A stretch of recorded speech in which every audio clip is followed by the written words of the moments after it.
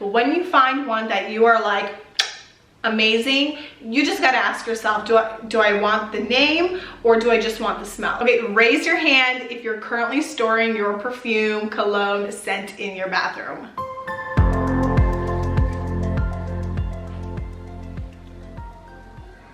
If you're getting ready to go out and purchase a new designer perfume, cologne, or scent, or you already have a scent that you're using, you're gonna wanna watch this video because chances are you're probably using it incorrectly. So the power of scent, cologne, perfume has been shown to be super powerful and has great influence on us, around the people around us, but there's actually a proper way and an improper way of using that scent. Hi, welcome to another video on my channel. This channel is all about health and home. Today we're going to talk a little bit about designer perfume companies, what they're not telling you, and also the proper way to utilize your scent so that you are getting the most out of it. First off, let's talk about the proper way how to put on your favorite scent. So before you even put on your favorite scent, you're going to want to use a moisturizer. So perfumes, colognes, all scents have been shown to have a longer lasting effect when they are put on oily skin. So the oilier the skin, the more or the longer that it's going to last. So using any kind of unscented moisturizer is really going to help you create like a barrier for your skin,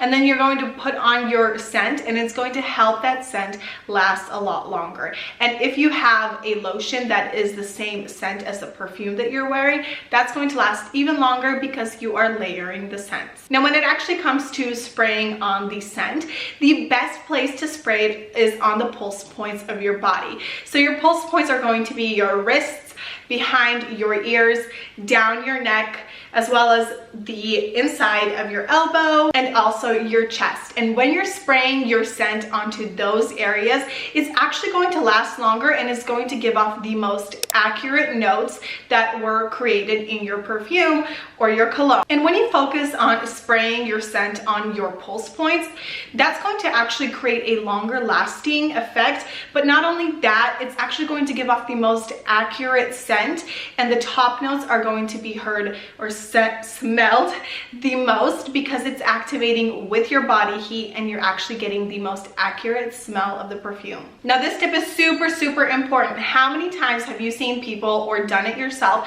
where you're spraying on your scent and then you go ahead and you rub it all over? So you're actually going to want to avoid doing that, because what you're doing when you are rubbing your scent together is you're actually crushing the molecules of the top notes, and therefore you're kind of distorting the scent of the original smell. What you're going to want to do is make sure that you are spraying it on your pulse notes and then just allow it to air dry, because that is going to give you the most accurate release of the smell. Okay, raise your hand if you're currently storing your perfume, cologne, scent in your bathroom.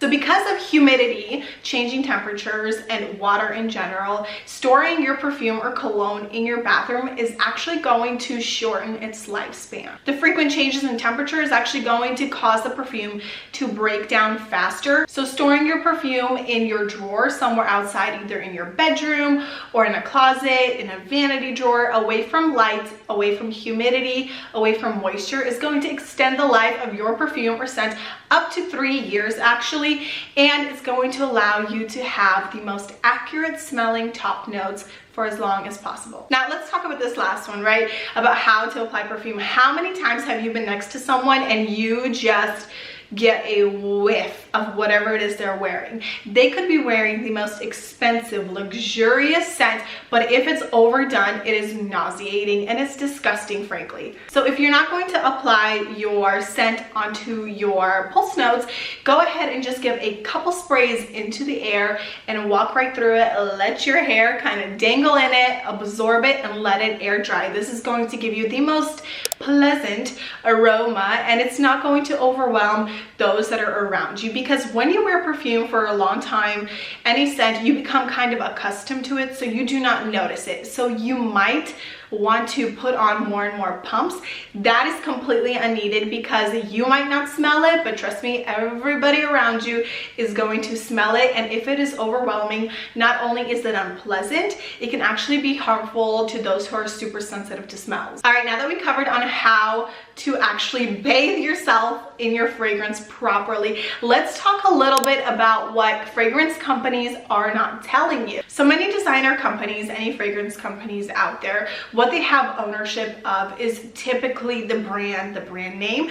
They don't normally have ownership of the top notes, right? So no one can claim that they own lavender, no one can claim that they own lily. Those fragrances are free use essentially. So when a company like Baccarat Rouge, Tom Ford, when they come out with scents, they have a formula that they created, that their chemists created in a lab, of course, and then they put their brand on it. What they don't have full ownership of is the use of the actual top notes. So what a lot of companies are, and some replica companies, which by the way I used to be super skeptical of, but what a lot of replica companies do is they try to recreate the top notes, and they go ahead and they present you either a same smell or a similar smell without the brand. And many companies like Dossier, for example, which sent me some of their perfumes to try, they're able to replicate some of the big designer brands and get pretty darn close, I would say, but for a tiny fraction of the cost.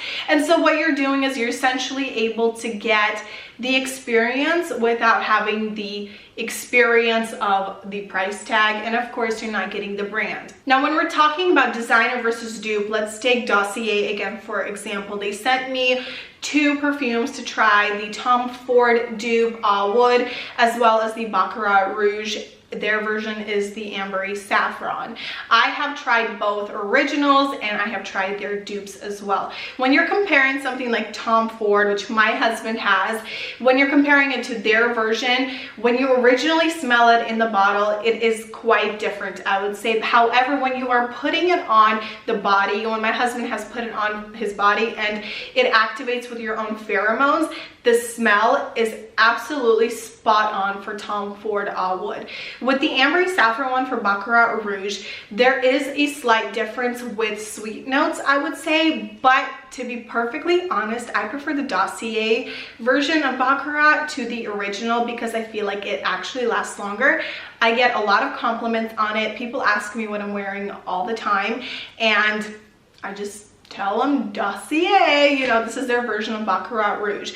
And so the difference between designer and dupe is if you find a good company who can replicate a really good smelling version of the original, that's amazing, because I've tried 3 different companies. Dossier has been spot on with the Baccarat Rouge as well as the Tom Ford.